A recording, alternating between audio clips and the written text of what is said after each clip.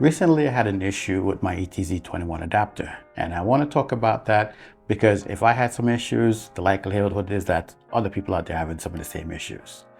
I got the adapter a little bit before I got the Z8, knowing that I would be able to use my Sony lenses, for example, on my Nikon camera. The adapter, the ETZ21 by Megadap, has been fairly good. The first time I actually used it, I came across an issue where the camera wouldn't pick me up, and it was at nighttime. I use it on the 16-35 f4 lens that I have for my Sony cameras, and that lens worked fairly well in most situations. I consider it to be a pretty sharp lens.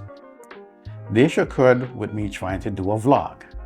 I wanted to see what the autofocus system would be like on the Z8, and of course, not using a native lens. When I first saw that, my first impression was that, well, maybe the Nikon could use a bit more work. You may have to, tweak the boxes and so on. So that's what I did. After I had the first run through, I set the camera up with one of those boxes, custom boxes, just so it would basically focus in the center where my face should be. So now after months of having this camera, I realized that the camera works fine. I've used native lens on it and it's been doing very well. So I decided that I wanted to utilize this lens again at a nighttime scenario, and it failed.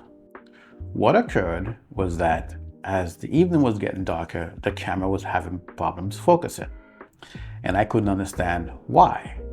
And generally speaking, the 24-120 is what I use most of the time, but I was going to be in a situation where it was a night market, it was going to be tight spaces, and I needed that extra wide angle just so I could capture the stuff. But it just wouldn't focus.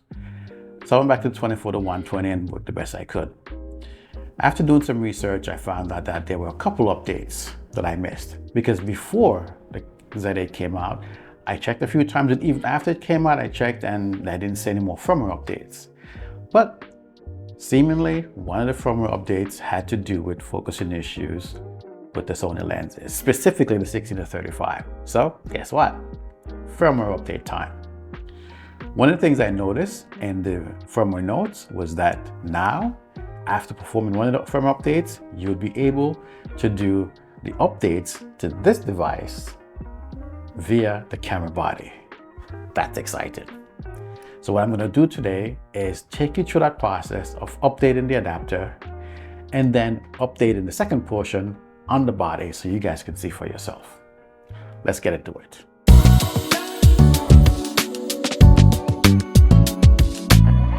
To get started, we're going to come to the Megadap site, and then we'll go into the firmware section, and we want to select the ETZ21. Now on the main site, there's instructions on how to do the process as well as a video. This is the actual firmware that you install to allow the Megadap adapter to be updated via the camera body. If you notice down here, it says version 3.2.0. So this is the last original updates that you would do with the USB connector. And after that, you can use these two, but I wouldn't say these two. Every time it comes to firmware, usually you have to do the most up-to-date one unless the manufacturer tells you you need to download one prior to it. I've already downloaded the files on my computer.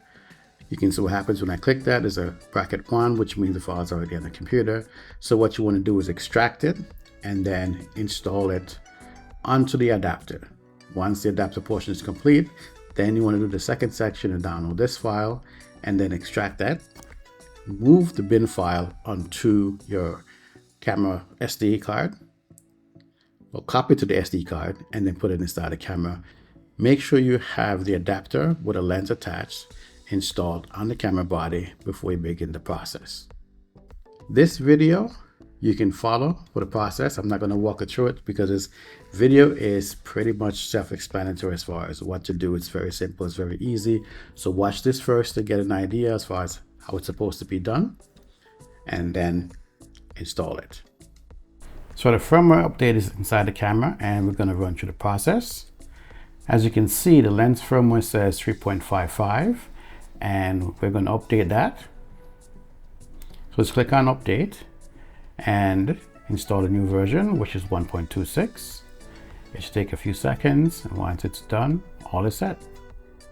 It's all completed. Turn off the camera.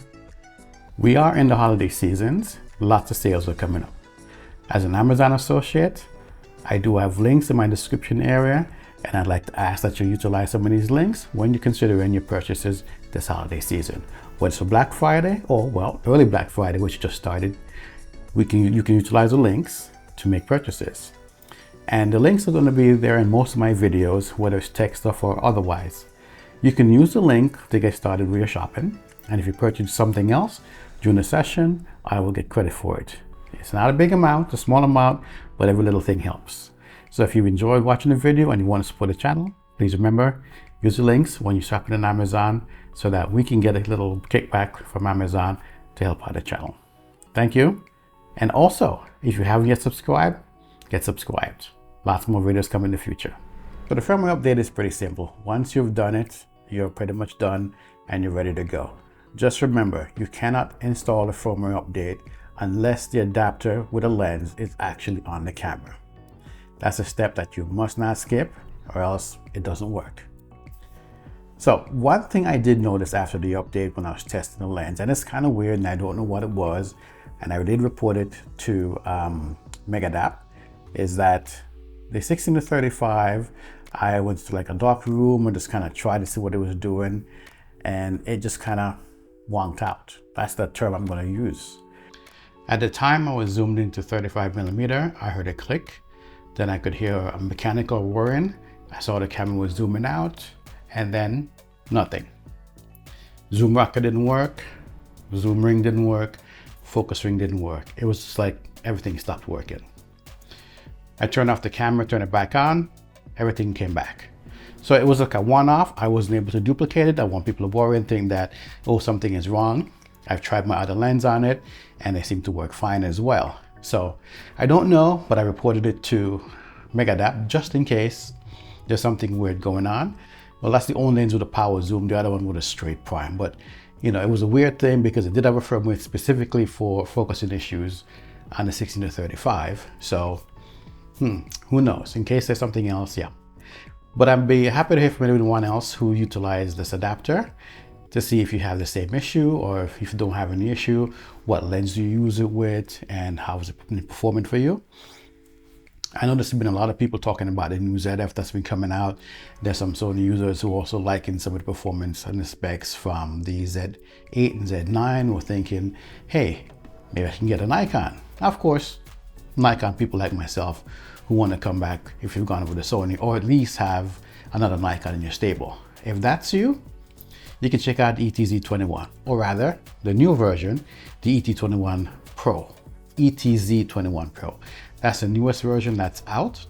It also allows you to update via the camera body. That's a fantastic thing. So I guess Nikon made some kind of agreement with the manufacturer of this product to allow them to do the firmware update via the body. That's a big plus in my book. As mentioned, let me know if you are someone from Sony that is looking to get a Nikon camera and you have some questions about this adapter. I've used it for a few months now since I got the Z8 with my Sony lenses, and so far it's been working fairly well. Thanks for watching the video. Hope to see you in the next one. Take care. All I ever wanna be is eyes for your eyes.